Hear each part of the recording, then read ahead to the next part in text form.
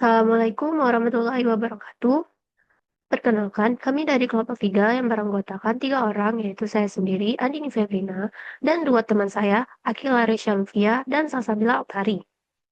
Pada kesempatan ini, kami akan mempresentasikan hasil dari proyek kami yang berjudul Analisis Statistik dan Klasifikasi Tingkat Pembakaran Kalori berdasarkan karakteristik individu menggunakan uji T dan metode Decision Tree.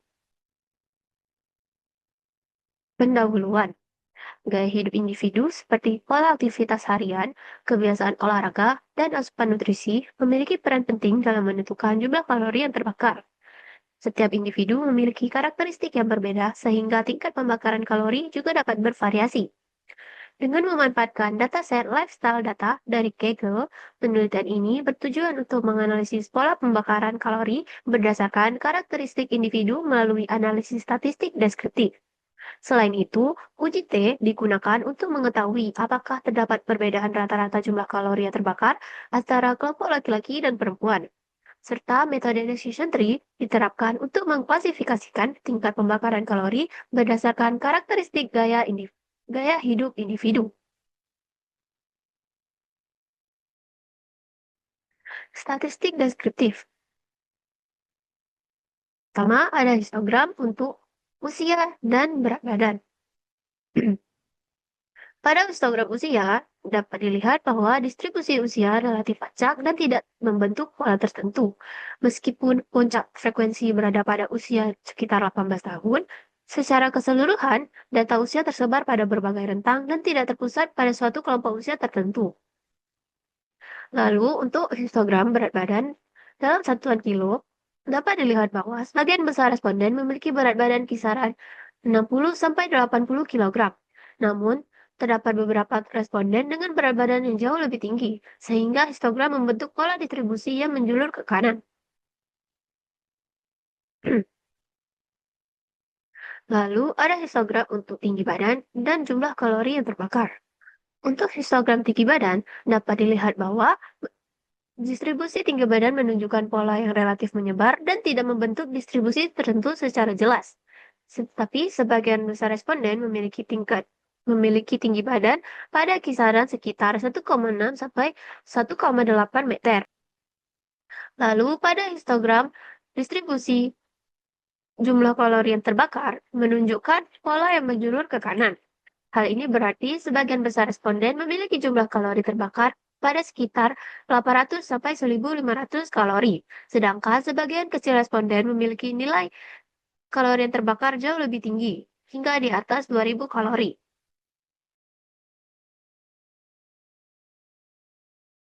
Lalu selanjutnya ada bar chart untuk gender dan kategori kalori yang terbakar.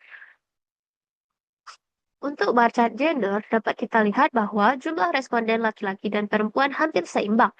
Jumlah responden perempuan sebesar 10.028 orang, sedikit lebih banyak dibandingkan laki-laki sebesar 9.972 orang. Hal ini menunjukkan bahwa dataset tidak didominasi oleh salah satu jenis kelamin, sehingga analisis yang dilakukan relatif seimbang dari sisi gender.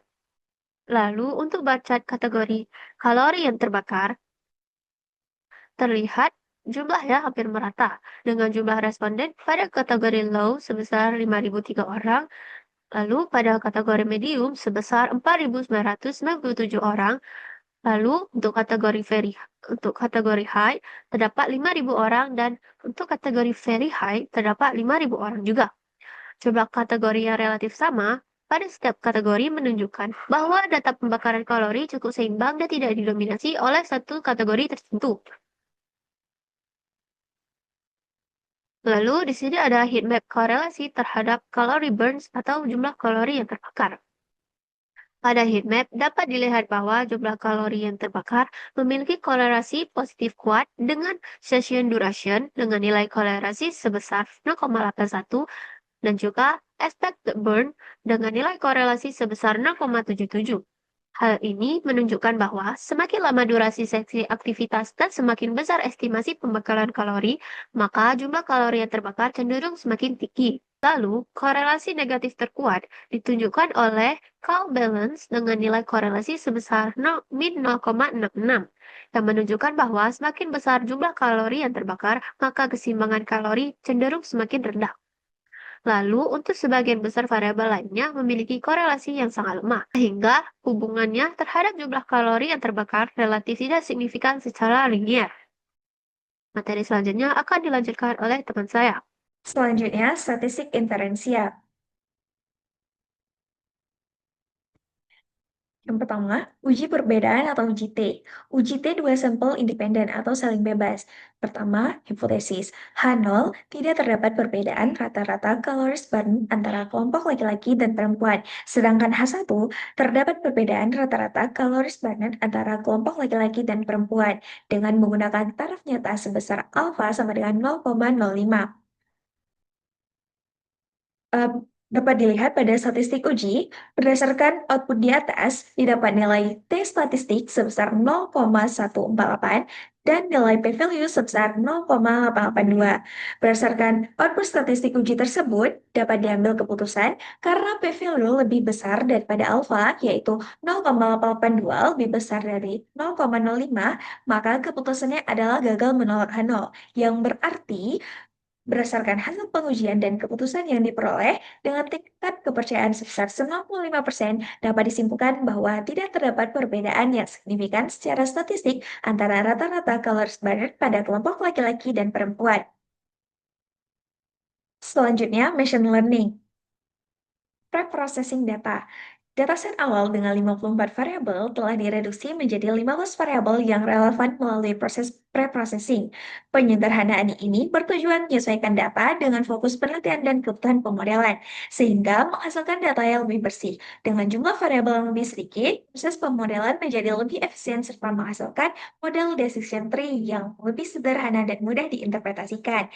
Ke-15 variabel yang telah direduksi yaitu dapat dilihat hasilnya seperti pada output di gambar. Yang pertama ada age, gender, max BPM, average BPM, resting BPM, BMI, calories, session duration atau course, calories bar, workout frequency, experience level, sugar, sodium, cholesterol, dan burns calories. Selanjutnya ada feature selection. Feature selection menetapkan variabel fisiologis, aktivitas fisik, dan asupan nutrisi sebagai variabel input, dengan burst calories mean sebagai variabel target. Susunan ini menunjukkan fokus analisis pada hubungan faktor-faktor tersebut terhadap kategori pembakaran kalori, sehingga data siap digunakan untuk proses pemodelan dan pembelajaran pola oleh model. Saya akan menjelaskan tentang label encoding. Jadi sebelumnya kan kita telah menentukan siapa yang menjadi variabel Y dan siapa yang menjadi variabel X-nya. Nah, di sini kita melanjutkan bahwa pada variabel burn calories atau pada variabelnya itu kita membentuknya atau mengkonversinya menjadi label yang bernilai atau dia numerik. Contohnya itu dengan menaruh 0, 1, 2, dan 3. Sehingga dia memungkinkan bahwa variabel target itu dapat diproses dan klasifikasinya pada tahap dan dapat diklasifikasi pada tahap pemodelan selanjutnya. Lalu setelah label encoding, selanjutnya adalah splitting data. Jadi data ini dia dibagi menjadi data pelatihan dan data pengujian. Nah, jadi dengan menggunakan trend test split dengan random state itu 42 untuk menjaga konsistensi hasil. Nah, jadi pembagiannya itu dilakukan secara acak dan seimbang melalui parameter Stratify. Nah, lalu selanjutnya adalah kita membangun model regression tree. Di sini kita pertama kali adalah kita membuat model, lalu setelah itu kita melatih model itu, dan kemudian kita bisa memprediksinya. Jadi ketika dia berhasil dilatih, menggunakan data latih, dan digunakan untuk memprediksi data uji, sehingga dia menghasilkan kategori 0, 1, 2, dan 3 sebagai prediksi terhadap variabel target tadi, yaitu burn calories. Lalu hasil prediksi ini menjadi dasar evaluasi kinerja model dalam mengklasifikasikan kategori pembakaran kalori. Lalu selanjutnya adalah evaluasi model. Nah, jadi pada di sini model klasifikasi ini dia menunjukkan kinerja yang baik dan tingkat akurasi yang sebesar 93%. Dan jadi nilai precision, recall, dan F1 score pada seluruh kelas itu dia berada pada rentang 0,89 hingga 0,95. Sehingga dia bisa menandakan bahwa model tersebut dia bekerja secara konsisten dan seimbang. Dan pada model ini, pada kelas ketiga dia itu menunjukkan performa yang baik. Sedangkan pada kelas 2 itu dia menunjukkan nilai recall yang sedikit lebih rendah. Jadi secara keseluruhan nilai macro average dan weighted average itu dia sama-sama sebesar 0,93 yang menunjukkan bahwa model itu tidak bias dan dapat dikatakan andal untuk digunakan pada proses klasifikasi. Lalu selanjutnya adalah evaluasi model. Jadi pertama kali pada evaluasi model ini adalah conversion matrix. Jadi conversion matrix ini dia menunjukkan bahwa sebagian besar data pada setiap kelas itu dia berhasil diklasifikasi dengan benar. Nah, contohnya itu pada prediksi 0. Jadi 0 yang diprediksi benar itu sebanyak 921 walaupun masih ada terdapat kesalahan pada prediksi. Begitu juga pada satu yang diprediksi benar itu sebanyak 942. Lalu kelas 2 yang diprediksi benar itu sebanyak 898 dan kelas ketiga yang diprediksi benar itu 948 yang terbanyak di antara kelas yang lain. Jadi sedangkan dia yang paling sering tertukar itu kelas 2 yang sering tertukar dengan 0 dan 1. Jadi walaupun begitu secara keseluruhan model ini dia sudah bekerja dengan baik dengan tingkat kesalahan klasifikasi yang relatif rendah sehingga model tersebut layak untuk digunakan. Nah, yang terakhir adalah decision tree. Baik, sebelum lanjut, saya akan menjelaskan tentang sintak terlebih dahulu. Jadi, berdasarkan sintak yang ada pada PPT ini, jadi dia itu dibangun dengan pemodelan itu dibangun dengan bantuan grafis, software grafis. Jadi, pada pertama ini adalah dia menggunakan perbatasan kedalaman pohon menggunakan max step sama dengan 3. Jadi, dia itu dipecah menjadi 3 doang gitu. Sehingga dia untuk menghindari struktur yang kompleks gitu. Lalu selanjutnya itu pada min sample leaf 2 dan min sample split 4 itu dia digunakan agar pemisahan node dilakukan secara lebih stabil dan tidak berdasarkan jumlah data yang terlalu sedikit. Nah, lalu selanjutnya pada parameter state ini dia ditetapkan untuk memastikan hasil pemodelan bersifat konsisten. Nah, jadi selanjutnya itu model itu dilatih dengan data input X dan variabel target Y melalui perintah dbfit gitu. Lalu selanjutnya saya akan menjelaskan pada hasil outputnya dari sintak yang tadi.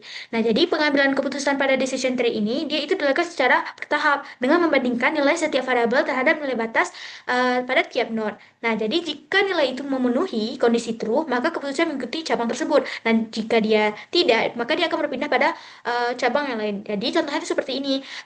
Pertama kali dia melihat apakah kaloris itu dia itu kurang dari atau sama dengan 2704,5. Nah, jika jawabannya itu dia true, maka dia akan mengecek lagi apakah kaloris itu dia kurang dari atau sama dengan 1729,5. Nah, kalau seandainya jawabannya itu dia false, maka dia akan berlanjut pada cabang yang lain dan dia akan mengecek apakah kolesterol dalam miligram itu dia itu kurang dari 118,72. Nah, jadi dia akan terus mencabang hingga mendapatkan hasil akhirnya gitu.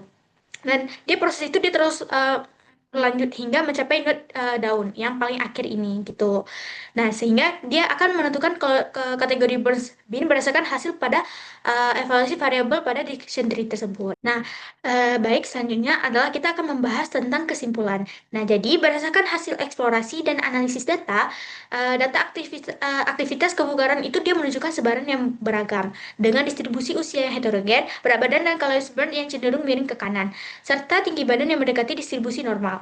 Dan proporsi gender dan kategori Burns calories bin dia relatif seimbang sehingga data bersifat representatif dan hasil analisis hubungan variabel menunjukkan bahwa pembakaran kalori dia itu lebih dipengaruhi oleh faktor aktivitas latihan seperti session duration, expected burn, dan experience level dibanding dengan karakteristik fisik dan asupan nutrisi. Dan uji statistik inferensia juga menunjukkan bahwa tidak ada perbedaan signifikan antara rata-rata calories burn antara laki-laki dan perempuan, di mana pemodelan klasifikasi ini dia menggunakan decision tree dan menghasilkan performa yang baik dengan akurasi 93% dan kinerja yang seimbang pada setiap kelas.